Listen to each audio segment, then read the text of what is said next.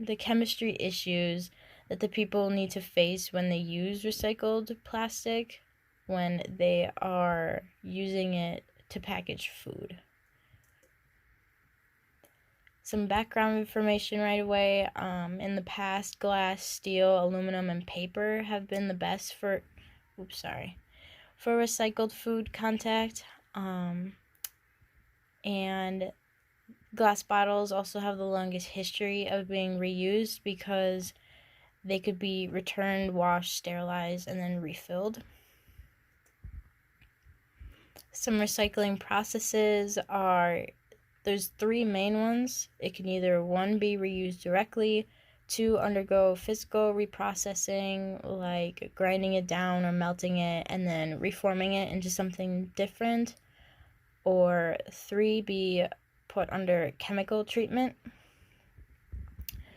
The EPA now refers to all of those three things as primary recycling, which is scrap and salvage that they do to make new packaging. Obviously, secondary recycling is the physical, and then the chemical one is the tertiary. A little bit more on secondary recycling. It's normally used for flexible packaging, paper labels, and cardboard sleeves or wraparounds like coffee, but they're usually not reused more than once or twice. Secondary recycling is unlikely to be in direct contact with the product, so it's going to mainly work as a barrier for the actual product. And it is also likely to be more exposed to the UV light in either the fridges in the stores or your fridge at home, and that also wears down on the product's shelf life and the product quality. More on tertiary, it's mainly cardboard and cartons, which is the main product. It's not on the outside working as a barrier. Stretch wrap films, and these recycling products are normally likely to suffer harsher conditions and treatment during transportation and storing. Some of the plastic identification that you kind of need to know more about is HDP or HDPE. It's mainly for bottles, thicker containers, or lining. This can also be dangerous though sometimes because it can be unsafe when it goes through a recycling process. Also, like the LDPE, it's similar to the first one, but it's less rigid, so it's more of a squeezable plastic, sort of like how Mary explained with the ketchup bottles.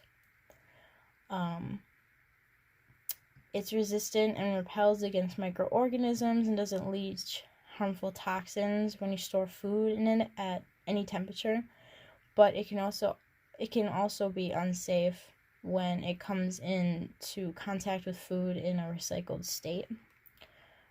PC normally isn't really used for many food products. It's mainly for hospitals and more sanitary products. PET is the plastic jars and containers. They're the thinner ones.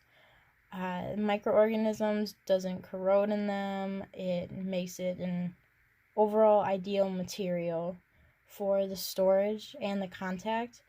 And then PP is also single serve content, so you normally throw it away after one use. It's also microwavable safe, and it's non-volatile, meaning it doesn't react to any type of the food that you store it in, so it won't break down. Here's just a picture if you want to see a little more content. You can pause the video. And then overall considerations are knowing the chemical composition of the packaging that you're putting your food in, recycled material and where they're coming from, which recycling process they're going through, because some of them can be dangerous. The percentage of recycled content, the production process for the packaging, filling process, whether you have it hot or cold, it can really change the structure of what you're putting the food in, which also goes with the type of product. Production, application, and use, because sometimes different grades of plastics are microwavable and they can go through heating processes, and some can't. And then obviously the storing conditions, so that